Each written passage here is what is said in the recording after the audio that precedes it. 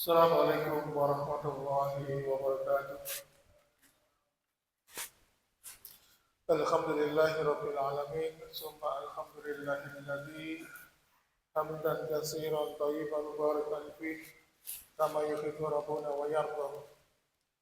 Asyhadu an la ilaha illallah wahdahu la syarika lah wa asyhadu anna Muhammadan abduhu wa rasuluh. Allahumma shalli wa sallim wa barik ala Muhammadin wa ala alihi wa ashabihi wa man tabi'ahum bi ihsan ila yaumil.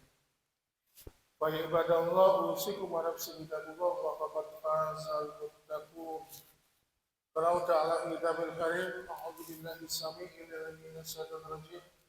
Ya ayyuhalladzina amanu taqullaha haqqa tuqatih wa la tamutunna illa wa antum muslimun. Kepada seluruh jamaah Masjid Al-Hidayah Gria Permata Meri, marilah kita senantiasa bersyukur kepada Allah Subhanahu wa taala yang masih diberikan nikmat kesehatan, kelapangan dan keamanan. Yang kedua, marilah kita prihatin dan turut berdoa untuk saudara-saudara kita yang sedang mengalami bencana alam di Sumatera Barat, Sumatera Utara dan Aceh. Dan tidak lupa apabila kita ini mempunyai kelebihan harta, maka marilah kita ikut berdonasi melewati lembaga-lembaga amal yang terpercaya. Mudah-mudahan dengan donasi itu mampu meringankan beban mereka. Dan kita juga berdoa semoga apa yang mereka alami membuahkan kesabaran, membuahkan ridho, sehingga akhirnya mendapatkan balasan dari Allah Subhanahu wa taala atas ujian yang mereka alami. Baiklah ma'asyiral muslimin wa subhanatal mu'minin rahimakumullah. Kita melanjutkan pembahasan kita sebulan yang lalu, yaitu tentang ibadah hati. Kalau pada pertemuan sebulan yang lalu kita membahas perbandingan antara ibadah zahir dan ibadah hati, dan sudah kita sebutkan satu persatu dalil-dalilnya kalau ibadah hati itu seperti ini. Maka kita akan pada pertemuan di malam hari ini kita akan lanjutkan apa saja ibadah yang masuk dalam kategori ibadah hati. Ada beberapa ma'asyiral muslimin.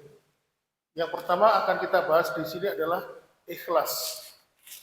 Jadi urutan pertama ibadah hati yang paling tinggi urutan tingkatannya adalah ikhlas, terutama ikhlas kepada Allah Subhanahu wa taala.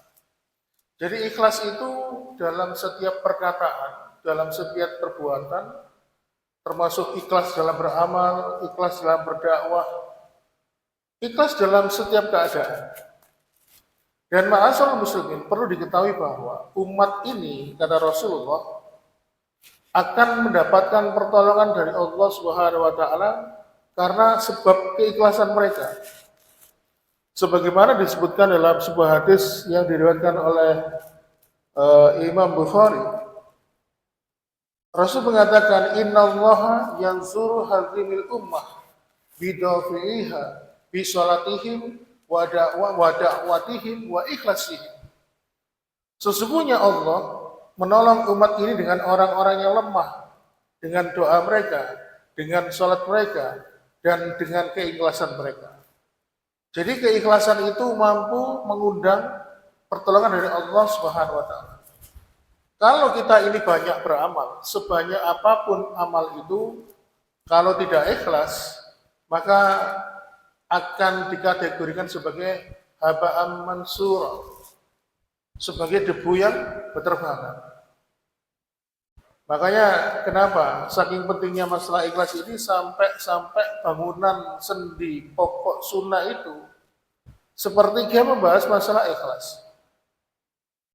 Nah, kemudian sunnah itu membagi ada 3 hal pokok dalam agama ini. Bagaimana kita ini menjaga hati kita itu menjaga supaya tetap ikhlas. Kemudian bagaimana ilmu yang kita dapatkan dan bagaimana kita menjaga makan minum kita.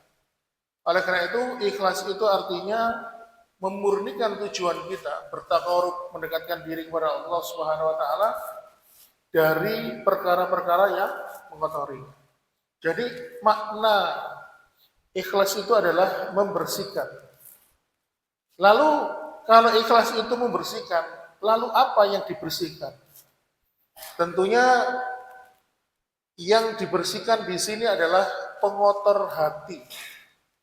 Yaitu ketika hati itu punya niatan yang berubah berupa duniawi, bukan ridho kepada Allah Subhanahu wa taala. Makanya kenapa Imam Ibnul Qayyim di dalam kitabnya Al-Fawaid beliau berkata, keikhlasan dan tauhid itu seperti sebatang pohon yang tumbuh di dalam hati. Cabang-cabangnya adalah amal perbuatan, buahnya adalah kedamaian yang dirasakan dalam kehidupan dunia, serta kenikmatan yang kekal dalam kehidupan akhirat. Dan tentunya pendapat Imam Ibnul Qayyim ini diambil landasan dalilnya dari surat Ibrahim ayat 24. Di situ Allah Subhanahu wa taala mengibaratkan ikhlas itu seperti pohon yang akarnya masuk sampai ke dasar bumi dan tinggi pohon itu sampai menjulang ke atas langit. Di situ Allah Subhanahu wa taala berfirman, alam taro kaifa daraballahu masalan kalimatan thayyibatan kasajaratin thayyibatin asluha sabitu wa far'uha fis sama. Bagaimanakah kamu memperhatikan bagaimana telah Allah membuat sebuah perumpamaan, sebuah kalimat yang baik seperti pohon yang baik, akarnya kuat, cabangnya menjulang ke langit. Tu'ti ukulaha kulunihim bi'is rabbihina wa yadribullahu al-amsala linnas lalahum yatahakkarun. Pohon itu menghasilkan buahnya pada setiap waktu dengan seizin Tuhannya, dan Allah membuat perumpamaan itu untuk manusia agar mereka selalu ingat. Maka inilah pentingnya ikhlas. Jadi kalau ada orang yang amalannya diterima oleh Allah karena ikhlas, maka diibaratkan amalan itu seperti pohon yang akarnya sampai ke dasar bumi, lalu pohonnya itu tinggi, pucuk pohonnya itu sampai menjulang ke langit. Jadi amalan yang diterima karena ikhlas itu seperti itu, akan abadi di dalam kehidupan akhir. Itulah pentingnya keikhlasan. Dari sebuah hadis yang disampaikan oleh Abu Hurairah, bahwasannya Rasulullah SAW bersabda, ini sering disampaikan ya, innallaha la yanzuru ila suwarikum wa amwalikum walakin yanzuru ila qulubikum wa amalikum. Telah bersabda Rasulullah, sesungguhnya Allah tidak akan melihat bagaimana rupa kalian. Allah juga tidak akan melihat bagaimana harta kalian, tetapi Allah akan melihat hati dan amal kalian. Hadis riwayat Muslim. Ma'asyiral muslimin, jamaah sekalian, hadis tersebut memang tentang amalan hati dan amalan zahir. Kita melihat kisah seperti sahabat Bilal bin Rabah, keturunan dari suku Afrika, dari orang-orang Negro, badannya hitam gelap, yang putih cuma giginya aja. Tetapi dia dimuliakan oleh Allah karena apa? Keikhlasannya. Dia itu ikhlas. Sampai-sampai terompahnya itu sudah didengar ketika sudah ada di surga. Padahal yang bersangkutan masih hidup dalam di dunia ini, tetapi terompahnya sudah hadir di surga. Ma'asyiral muslimin, Imam Ibnul Qayyim pun menjelaskan, amal badan tidak akan wujud bila tanpa amal hati. Amal hati jauh lebih wajib bagi setiap hamba daripada amal badan. Bukankah perbedaan orang mukmin dan orang munafik itu terletak pada hatinya? Jadi ikhlas itu tempatnya di hati. Imam Ibnu Qayyim mengatakan kalau kita ini melakukan ibadah sholat misalnya, tanpa di dalamnya ada keikhlasan, maka sholat kita tidak akan diterima oleh Allah Subhanahu wa Ta'ala.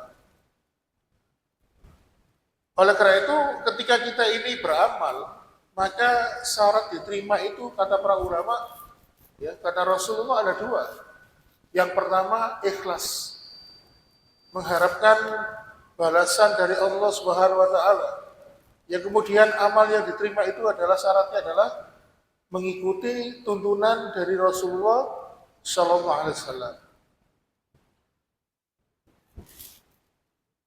Dan ikhlas ini hanya dapat dilakukan oleh orang-orang yang bertakwa.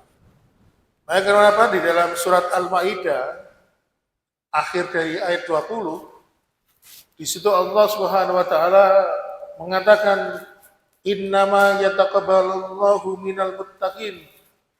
Sesungguhnya Allah hanya menerima amal dari orang-orang yang bertakwa. Lalu kemudian Abu Darda, seorang salah satu sahabat,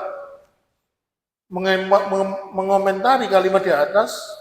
Dia mengatakan, kalau begitu saya hanya butuh satu amalan saja yang diterima oleh Allah Subhanahu wa taala, maka dapat dipastikan saya ini akan selamat dalam kehidupan dunia dan akhirat.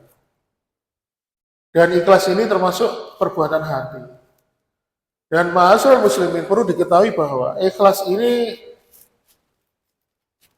banyak sekali perintahnya di dalam Al-Quran. Kalau kita mau mencari, ya, salah satunya di surat Az-Zumar ayat 2. Innama anzalna ilaikal kitaba bil haqqi fa'budillaha mukhlishan lahuddin. Sesungguhnya kami menurunkan kitab Al-Quran kepadamu Muhammad dengan membawa kebenaran, maka sembahlah Allah dengan tulus ikhlas beragama kepadanya. Kemudian di surat Az-Zumar, ya, kalau tadi Az-Zumar ayat 2, sekarang ini surat Az-Zumar ayat 14. Di situ Allah Subhanahu wa taala berbicara tentang ikhlas. Qulillaha a'budu mukhlishan lahuddin. Katakanlah, hanya Allah yang aku sembah dengan penuh ketaatan kepadanya dalam menjalankan kewajiban agamaku. Kemudian berikutnya, perintah ikhlas itu juga dapat kita temui di surat Al-Bayyinah ayat ke-5. Dan ini biasanya sering dibaca kalau ngimami sholat. Wa ma umiru illa liya'budullaha mukhlishina lahuddin hunafa wa yuqimus sholata wa tu'z zakata wa dzalika dinul qayyim. Padahal mereka, kata Allah, hanya diperintah untuk menyembah Allah dengan ikhlas, mentaatinya semata-mata karena menjalankan kewajiban agama. Dan juga agar mereka melakukan sholat, menunaikan zakat, dan yang demikian itulah agama yang lurus. Ma'asyiral muslimin, amal yang sedikit itu walaupun ikhlas, maka akan besar di sisi Allah Subhanahu wa ta'ala. Baik, kenapa Abdullah bin Ibnul Mubarak, seorang tabi'in itu pernah mengatakan betapa banyak amal yang sedikit menjadi besar disebabkan niat keikhlasannya. Sebaliknya, betapa banyak amal yang besar menjadi kecil nilainya dengan sebab niat karena hatinya tidak ikhlas. Jadi makanya kalau kita ini beramal walau sedikit, terus kemudian kita ikhlas, maka Allah niscaya akan melipat gandakan pahala. Sebagaimana ketika Allah membicarakan tentang sedekah, yang dimana sedekah itu diibaratkan tanaman padi. Kita lihat tanaman padi itu kan ada beberapa bulir, ya. Satu bulir dilipat gandakan 70 kali, bahkan 100 kali, bahkan sampai 700 kali lipat. Satu bulirnya. Belum yang lainnya. Ini menunjukkan bahwa ikhlas itu apabila diterima oleh Allah, walaupun amalan itu sedikit, maka akan diterima oleh Allah Subhanahu wa taala. Dan ikhlas itu perlu dilatih, Pak. Perlu dilatih. Dulu ketika ada penemuan terbaru namanya sholat khusyuk, itu kan Profesor Muhammad Soleh itu memberikan contoh. Kenapa orang yang gemar sholat tahajud itu kok sehat? Dijauhkan dari penyakit. Sebagaimana ketika Rasul mengatakan, perbanyaklah sholat malam, qiyamul lail, maka penyakit akan jauh dari badanmu. Ternyata manusia itu di dalam tubuhnya itu ada sebuah hormon. Jadi ada hormon, jadi hormon itu ikut sistem endokrin. Jadi dalam tubuh kita itu kan ada beberapa sistem kan, ada sistem peredaran darah, pembuluh darah itu jantung, ada sistem pencernaan, ada sistem pernafasan, kemudian ada sistem muskuloskeletal. Muskuloskeletal itu otot dan tulang, dan ada sistem endokrin. Endokrin itu sistem hormon. Beberapa penyakit-penyakit hormon itu contohnya apa saja kalau kita tahu? Diabetes mellitus, kemudian tiroid, hipertiroid, hipotiroid. Banyak sekali penyakit-penyakit yang mempengaruhi sistem endokrin. Nah, sistem hormon ini kan masuk endokrin. Itu ada beberapa hormon, Pak. Ada namanya hormon endorfin, ada hormon kortisol. Nah, secara ilmiah bisa disebutkan orang-orang yang sholat tahajud di sebagian malamnya itu menekan hormon kortisol. Hormon kortisol ini kalau produksinya itu berlebihan menyebabkan yang mengalami itu akan mengalami penurunan kekebalan tubuh. Makanya kalau orang itu hormon kortisolnya terlalu dominan dalam tubuh kita, maka dia itu mudah jatuh sakit. Nah, apa pemicunya hormon kortisol ini? Stres berlebihan, kemudian kepikiran, banyak sekali faktor. Yang intinya hati tidak tenang, itu pemicunya hormon kortisol. Sedangkan hormon endorfin adalah hormon yang kalau diproduksi itu membuat tubuh kita ini menjadi bahagia, menjadi semangat, menjadikan tubuh kita ini sehat. Karena apa? Suasana hati kita ini membaik. Nah, orang-orang yang senantiasa melakukan qiyamul lail di sebagian malam akan merangsang munculnya diproduksi hormon endorfin. Sehingga akhirnya apa? Kalau dia hormon endorfin itu diproduksi, ya, dimunculkan di dalam tubuh kita, maka secara otomatis hormon kortisol, hormon yang membuat kita ini melemah tubuh kita, akan ditekan. Lalu apa hubungannya dengan orang-orang yang punya kebiasaan sholat tahajud, ya, sholat qiyamul lail di sebagian malam, kata Rasulullah, akan menjauhkan dirinya dari badannya. Jadi salah satu efek sholat tahajud kalau rutin, ya, itu bisa menyehatkan, menjauhkan kita dari penyakit yang ada dalam badan kita. Nah, para ahli memaparkan penelitiannya. Ternyata kalau orang rajin sholat tahajud itu hatinya lapang, ya, jauh lebih ikhlas, lebih neriman, ya. Dia akan yakin dengan janjinya Allah Subhanahu wa taala. Kalau dia nanti seandainya mengalami kesulitan, pasti akan dimudahkan. Dia kalau misalnya bimbang, pasti akan diberikan petunjuk. Dan mereka yakin orang-orang yang senantiasa qiyamul lail ini akan mendapatkan bimbingan dari Allah Subhanahu wa taala. Sehingga akhirnya keikhlasan itu akan mudah sekali menghinggap di perasaan atau hati orang-orang yang senantiasa qiyamul lail. Karena apa? Qiyamul lail itu kalau hati enggak ikhlas temenan itu enggak akan bangun. Walaupun sudah dipasang beker, sudah pasang alarm jam 2, jam setengah 3. Itu kalau hati tidak ada panggilan, enggak akan mungkin ke kamar mandi tok, pipis tok, ya, langsung tidur lagi.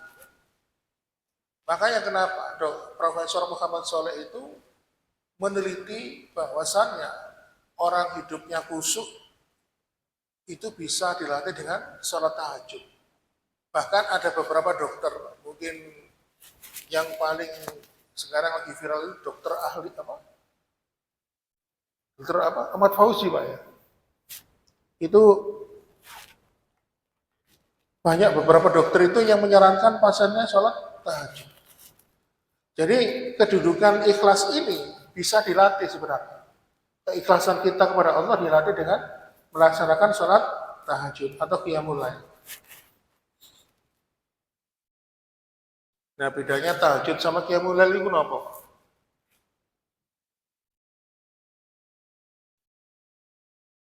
Halo? Kalau tahajud itu harus tidur dulu. Kalau qiyamul lail enggak. Jadi gini, dari tubuh kita itu kan ada namanya ritme. Ya. Tubuh kita itu punya siklus Pak, namanya ritme sirkadian. Makanya kenapa Rasul itu punya tuntunan sunnah ya, yang harus kita contoh. Beliau itu setelah pulang dari sholat isya lebih sering tidur, mengawali tidur. Nanti ketika jam 2 bangun. Kira-kira pertengahan malam bangun, setelah sholat tahajud beliau tidur lagi sejenak sampai terdengar sholat subuh. Seperti kayak puasa Daud itu, selang-seling itu. Nah ternyata tubuh kita itu punya ritme namanya sirkadian.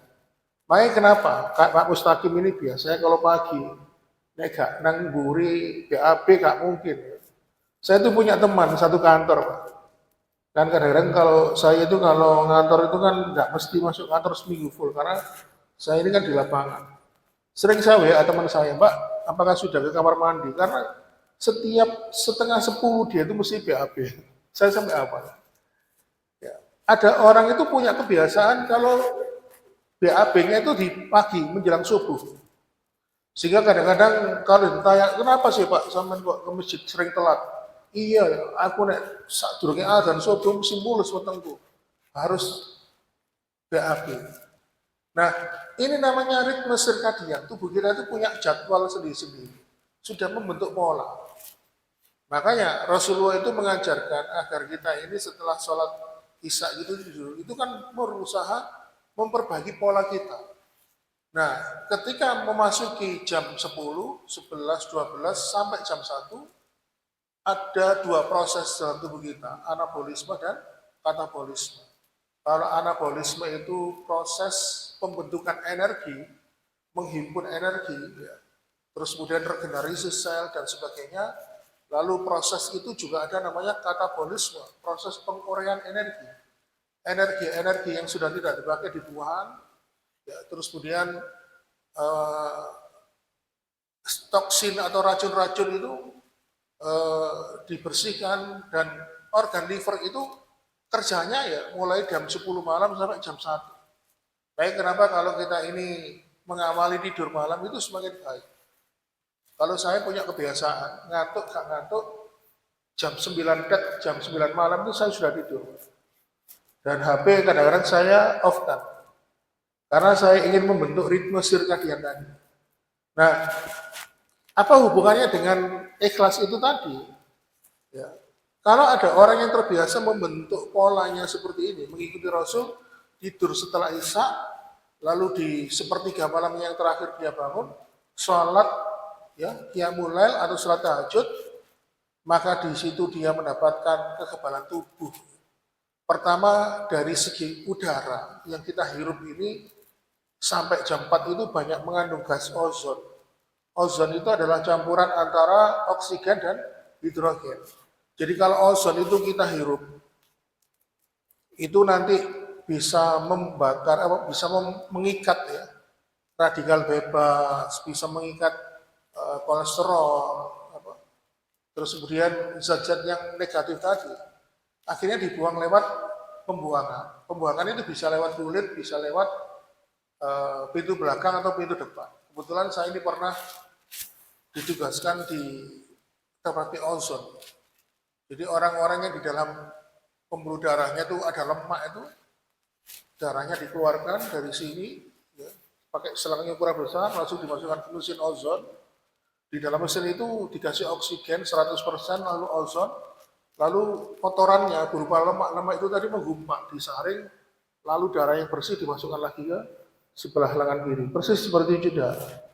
Makanya kenapa orang-orang yang sulit sembuh, kayak penyakit jantung, diabetes itu, dengan menjalani terapi ozon itu cepat sembuh. Nah, kenapa Nabi itu kalau sepertiga malam terakhir itu bangun? Ya karena memang rahasia medisnya di situ banyak ozon. Kita kembali kepada materi kita Pak, tentang ikhlas. Makanya orang yang terbiasa sholat tahajud, maka membentuk karakter ikhlas di dalam pikirannya, di dalam hatinya. Makanya kalau orang itu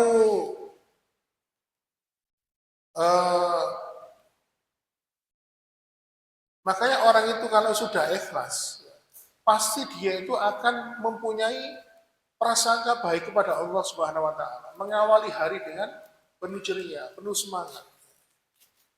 Makanya kalau kadang-kadang kita lihat ada orang ke sholat subuhnya itu hanya waktu-waktu tertentu. Makanya kenapa Rasul mengatakan sholat subuh berjamaah itu berat bagi orang munafik. Karena waktu sepertiga malam terakhir hingga waktu subuh itu waktu yang begitu melenakan bagi orang-orang munafik. Justru waktu itu seperti 3 malam terakhir sampai subuh itu waktu yang sangat dinikmati oleh para golongan orang-orang munafik untuk tidur. Sedangkan orang-orang beriman membiasakan dirinya tahajud, muncul keikhlasan, sukarela di dalam hati. Ma'asyiral muslimin, perlu diketahui bahwa ikhlas itu tidak memandang status seseorang. Kok bisa? Jangan mungkin pernah mendengar kisah wanita pelacur, wanita tunasusila atau wanita penjajah seks komersial ya. Ini udah dari zaman kisah ini pernah disampaikan di zaman Nabi Musa kalau nggak salah ya. Dia itu dosa-dosanya diampuni oleh Allah lalu dimasukkan surga gara-gara keikhlasan. Suatu ketika si wanita pelacur ini lewat sebuah tempat lalu menjumpai seekor kucing yang kehausan. Sampai mangkap-mangkap kehausan itu, akhirnya dia kasihan, wanita pelacur ini pun masuk ke dalam sumur. Lalu dengan menggigit bibir sepatunya tadi, dia masuk, mengambil air satu isi sepatunya, langsung dia masuk ke dalam sumur, dia naik ke atas lalu diminumkan. Dan ternyata dia merasa kasihan, dia di situ tidak punya tendensi kepada siapapun. Tidak ingin dipuji, tidak ingin memamerkan amalnya, karena di situ tidak ada siapa-siapa. Murni kasihan, iba melihat seekor kucing yang sedang kehausan. Dan akhirnya apa? Dia dinilai oleh Allah sebagai hamba yang ikhlas. Sehingga akhirnya apa? Dia pun diampuni dosanya dan dimasukkan ke dalam surga. Makanya urusan ibadah hati seperti ikhlas ini penting. Makanya kenapa orang-orang yang ikhlas ini pahalanya itu di hadapan Allah begitu besar. Tetapi uniknya pahalanya besar tapi amalnya cuma sedikit. Karena niatnya dia hanya memurnikan ibadah kepada Allah Subhanahu wa taala. Ma'asyiral muslimin, dalam riwayat Imam Abu Dawud, Rasulullah SAW bersabda, Inna Allah la yaqbalu amalan ila makana khalisan liwajih. Sesungguhnya Allah tidak akan menerima suatu amalan kecuali karena amalan itu disertai dengan keikhlasan. Seperti kisah Ratu Zubaidah. Jangan kalau ingin tahu kisahnya lebih detail, buka di Google, ketik kisah Ratu Zubaidah. Seorang permaisuri, istri raja di sebuah kerajaan. Suatu ketika waktu itu dia itu menjumpai jamaah haji yang kehausan, kekurangan minum. Lalu akhirnya dia bangun sumur, ngambil dari air mata air, dia alirkan sumur itu sepanjang 20 km. Lalu kemudian seluruh jamaah haji pada tahun itu dicukupi kebutuhannya. Tetapi dia tidak pernah koar-koar, saya ini ratu, saya ini istrinya raja, tidak pernah. Dia menyembunyikan identitasnya. Makanya akhirnya Allah abadikan kisahnya ya. Dan dia angkat derajatnya. Kemudian ma'asyiral muslimin, ternyata ikhlas itu ada beberapa keutamaan. Jadi ada beberapa keutamaan tentang ikhlas. Tingkat yang paling tinggi dari keikhlasan itu adalah mukhlis. Jadi hadis ini disebutkan dalam hadis dari Jibril, di mana waktu itu Jibril itu diperintahkan oleh Allah datang ke hadapan Rasulullah menyerupai seorang laki-laki. Dan laki-laki ini ketika datang di hadapan para sahabat dan di hadapan Nabi, tidak nampak jejak-jejak melakukan perjalanan. Biasanya kalau orang habis melakukan perjalanan jauh kan mesti ada bekasnya. Entah itu kumus-kumus, entah itu rambutnya kucel, pakaiannya lungset. Nah ini tidak ada. Seperti tidak ada orang yang baru saja melakukan perjalanan. Lalu kemudian datang di hadapan Rasulullah SAW sambil menempelkan lututnya ke lutut Nabi. Lalu dia tangannya meletakkan di atas pahanya Nabi, dia bertanya, ada beberapa pertanyaan. Ya Rasulullah, mahwal Islam? Ya Rasulullah, Islam itu apa? Lalu Rasulullah SAW menjawab dengan benar, ya, dengan tuntas Islam itu apa? Lalu Jibril mengatakan, benar, engkau benar. Lalu kemudian Jibril pun bertanya kepada Rasulullah, ya Rasulullah, mahwal iman? Ya Rasul, apa yang dimaksud dengan iman itu? Lalu Rasulullah pun menjelaskan, bla bla bla bla, demikian tuntas. Lalu malaikat Jibril mengatakan, engkau benar. Lalu kemudian untuk ketiga kalinya, malaikat Jibril itu bertanya kepada Rasulullah, ya Rasulullah, mahwal ihsan? Ya Rasul, apa itu ihsan? Lalu Rasulullah pun menjawab, anta budullaha ka'annaka tarahu fa ilam takun tarahu fa innahu yaraka. Ihsan itu adalah ketika engkau beribadah kepada Allah seakan-akan engkau dapat melihatnya. Dan jika engkau tidak dapat melihatnya, maka engkau merasa bahwa Allah melihat dirimu. Jadi yang ditanyakan di sini adalah masalah keikhlasan. Di mana ikhlas ini adalah derajat ibadah yang paling tinggi. Nah, kenapa kalau ada orang disebut muslim, ya, itu dia hanya baru level menjalankan syariat, sholat, puasa, haji, itu disebut muslim. Lalu kemudian kalau orang itu sudah haji, sudah sholat, melakukan puasa, bayar zakat, lalu kok senang ikut ngaji, hadir di pengajian, siapapun ustadznya diikuti. Soalnya kadang-kadang sekarang ini ada fenomena nega ustadznya gak tepung ya. Setiap pengajian di Masjid Al-Hidayah datang, siapapun yang dia bicara. Terus kemudian dia juga percaya dengan hal-hal yang gaib, percaya dengan qada dan qadarnya Allah Subhanahu wa taala.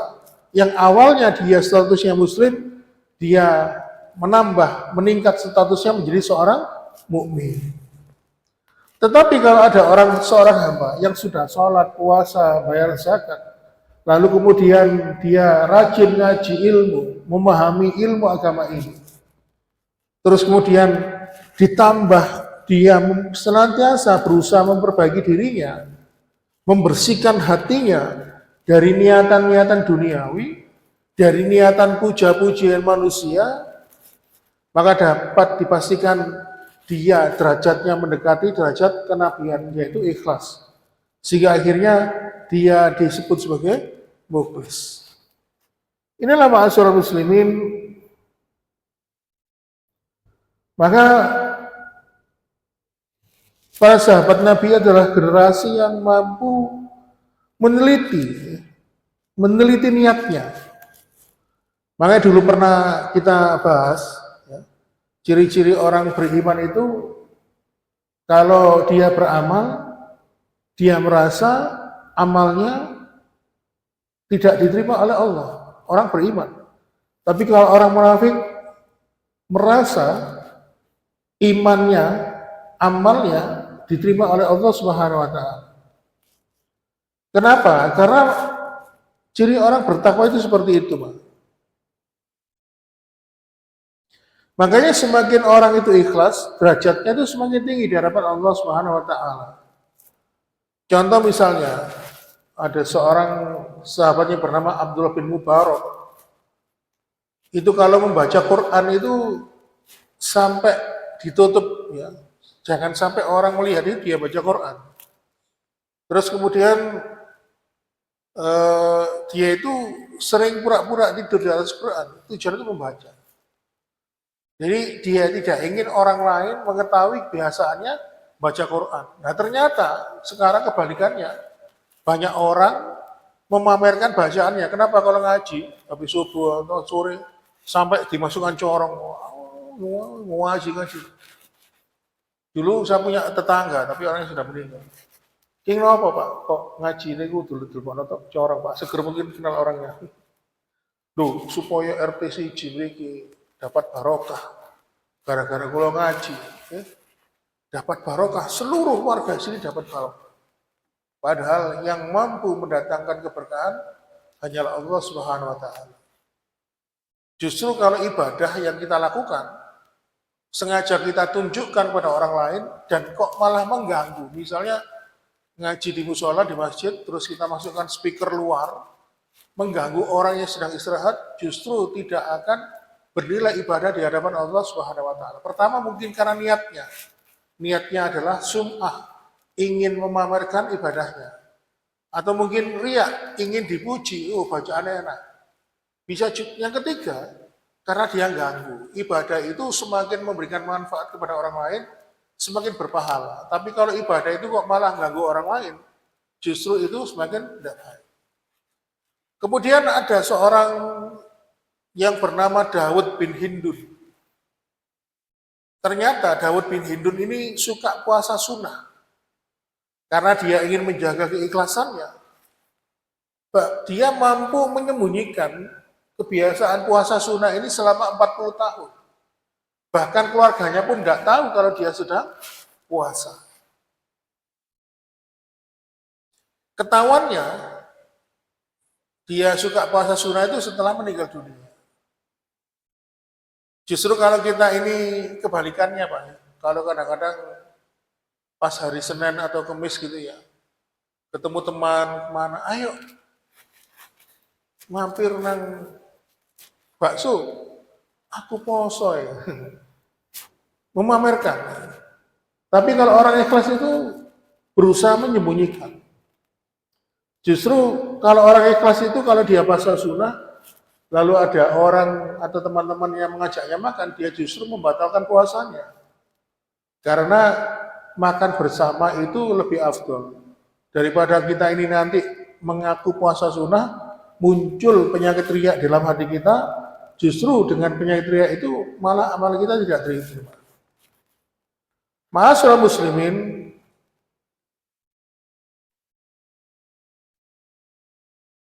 salah satu ulama tafsir yang bernama Abdul Badawi Al-Khalafi mengatakan ketika membahas surat An-Nahl ayat 66, di situ Allah Subhanahu wa taala menyampaikan firman-Nya, dan sungguh pada hewan ternak itu terdapat pelajaran bagi kamu. Kami memberi minum dari apa yang ada dalam perutnya berupa susu murni antara kotoran dan darah yang mudah ditelan bagi orang yang minum.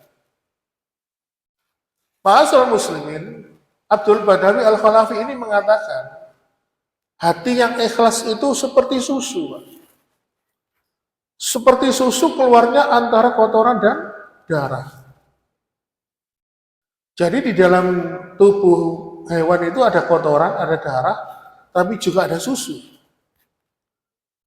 Tetapi orang yang ikhlas itu, ya, seperti susu tadi, walaupun tempat keluarnya itu berdampingan. Ya. Kalau kita lihat sapi itu kan tempat keluarnya antara kotoran sama air kencing sama susu kan tempatnya berdekatan.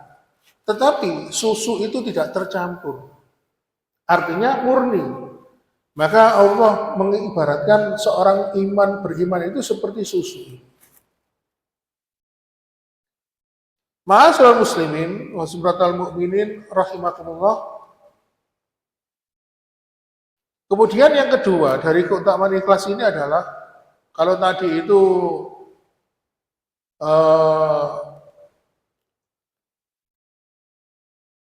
dia adalah amalan yang paling tinggi, maka keutamaan ikhlas yang kedua adalah menjadikan amalan kecil menjadi besar. Ya, menjadikan amalan kecil menjadi besar. Sebaliknya, jika amalan itu besar dan banyak, tapi tidak ada nilainya jika tidak ikhlas. Ini ada seorang sahabat yang bernama Usairim bin Abdul Ashhal. Dulu ketika masih kafir itu dia suka memerangi pasukan Rasulullah. Tapi kemudian Allah pun memberikan dia hidayah sehingga akhirnya dia masuk Islam dengan mengucapkan 2 kalimat syahadat. Lalu dia bertanya, apakah kita akan sholat? Oh belum, masih lama. Karena waktu itu dia masuk Islam sekitar jam 9 lah, katakanlah begitu. 9 pagi. Sedangkan sholat duhur itu nanti setengah 12. Lalu Rasul mengatakan, kalau gitu ikut kita aja perang. Kita segera akan berangkat berperang. Lalu akhirnya ikutlah Usairim bin Abdul Ashhal ini ikut berperang. Lalu akhirnya apa? Di dalam peperangan itu Usairim bin Abdul Ashhal ini mati terbunuh. Lalu para sahabat itu bingung. Terjadi kasak kusuk perbedaan pendapat. Ini gimana ini? Dia belum pernah sholat. Belum pernah melakukan amalan rukun Islam. Terus gimana nih? Lalu Rasulullah mengatakan sesungguhnya dia, Usairim bin Abdul Ashhal ini melakukan amalan kecil tapi balasannya begitu besar.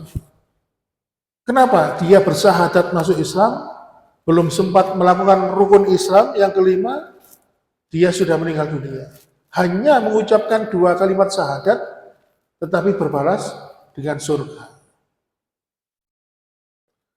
Itu keutamaan yang kedua dari orang yang ikhlas. Kemudian yang ketiga, keutamaan orang yang ikhlas adalah dia akan senantiasa bahagia. Maka orang yang ikhlas itu hatinya akan bahagia. Semakin dia meningkatkan keikhlasannya, maka sungguh dia akan semakin jauh bahagia. Bagaimana kok dia bisa bahagia? Karena Allah mengetahui kebahagiaannya. Allah mengetahui keikhlasan ibadahnya. Suatu saat Rasul itu pernah berkata kepada Ubay bin Ka'ab. Jadi Ubay bin Ka'ab ini unik ya, pernah sakit panas, terus Rasul mengatakan sesungguhnya dengan sakit demam atau panas ini bisa menggugurkan dosamu. Lalu Ubay bin Ka'ab ini berdoa, ya Allah kalau gitu jadikanlah badanku ini panas terus. Jadikanlah badanku ini demam. Supaya gugur dosa-dosaku. Nek jenengan mungkin tambah jolok waras Pak nggih. Nek awake panas golek paracetamol, nek Ka'ab Ubay bin Ka'ab mboten. Sehingga akhirnya apa? Setiap habis maghrib sampai menjelang subuh badannya itu panas terus. Dan Ubay bin Ka'ab bertahan hingga sampai meninggal dunia. Kembali kepada awal tadi, Rasulullah datang berpesan kepada Ubay bin Ka'ab, ya Ubay, innallaha amaroni an aqra alaikal Qur'an. Wahai Ubay, Sesungguhnya Allah Subhanahu wa taala memerintahkan aku untuk membacakan Al-Qur'an untukmu. Lalu Ubay bin Ka'ab berkata, hal samani laka? Apakah Allah menyebut namaku ya Rasul?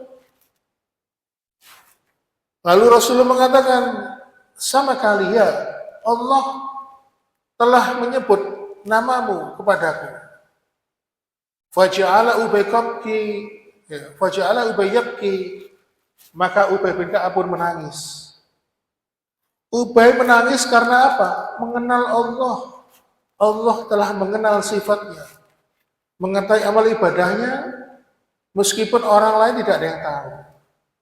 Makanya kalau ada orang beribadah, menyembunyikan ibadahnya tanpa ada orang yang tahu, seperti yang tadi, sampai berpuasa 40 tahun tidak ada yang tahu, maka Allah jauh lebih tahu, lebih kenal detail dengan orang itu. Makanya Allah Subhanahu wa taala berfirman di dalam surat Al-Insan ayat 9, Innama nutimukum liwajhilallah la nuridu minkum jazaa'an wala syukura. Sesungguhnya kami memberikan makan kepadamu hanyalah karena mengharapkan keridhaan Allah, dan kami tidak mengharapkan balasan terima kasih darimu. Maka orang-orang yang senantiasa ikhlas ini salah satunya dimasukkan ke dalam 7 golongan manusia yang kelak akan mendapatkan naungan oleh Allah pada hari kiamat. Dan dia dimasukkan karena apa? Keikhlasan. Sampai Rasul mengatakan, rajulun tasaddaqa bi yamini hi ahfana hatta la ta'lama simaluhu matunfiku yaminuhu. Seseorang yang berinfak, kemudian dia bersembunyikan tangannya itu, sampai-sampai kata Rasulullah, tangan kirinya tidak mengetahui perbuatan tangan kanannya. Tapi dia bahagia tatkala Allah mengetahui kebiasaannya. Rajulun dzakarallaha khalian fa'afadat aina. Maka apabila seorang yang mengingat Allah tatkala sendirian, maka kemudian dia mengeluarkan air mata, maka dia ada orang-orang yang mendapatkan derajat yang mulia dari Allah Subhanahu wa taala. Inilah yang namanya keikhlasan. Ma'asyiral muslimin wa zumratal mu'minin rahimakumullah. Inilah pembahasan kita yang pertama tentang ibadah hati, yaitu ikhlas. Dan pembahasan berikutnya, ibadah hati berikutnya adalah bab masalah niat. Maka karena sudah mendekati dikumandangkannya ada Isya, kita cukupkan pembahasan kita pada malam hari ini. Ya, kita berdoa kepada Allah Subhanahu wa taala, mudah-mudahan apa yang kita sampaikan ini bermanfaat, memberikan kita dorongan semangat, semakin menambah keikhlasan kita kepada Allah Subhanahu wa taala. Dan mudah-mudahan ilmu itu bisa kita amalkan. Karena sebaik-baik ilmu adalah ilmu yang diamalkan. Dan mohon maaf bila kekurangan, kita tutup dengan doa kafaratul majelis. Subhanakallahumma wa bihamdika asyhadu an la ilaha illa anta astaghfiruka wa atubu ilaik. Wassalamualaikum warahmatullahi wabarakatuh.